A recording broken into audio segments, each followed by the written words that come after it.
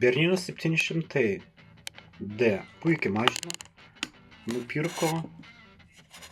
Pas mus konkurentai nupirko kirpiklį.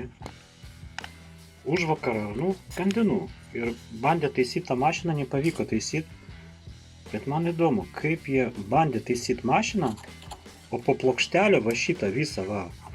Visą tą purvą neišvalė. Taigi dantukai nepasikelia iš viso. Kaip? Aš nesuprantu, kaip taip įmanoma.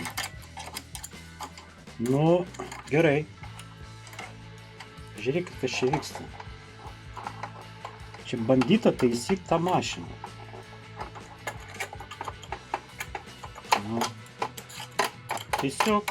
Tiesiog trūksta žodžių.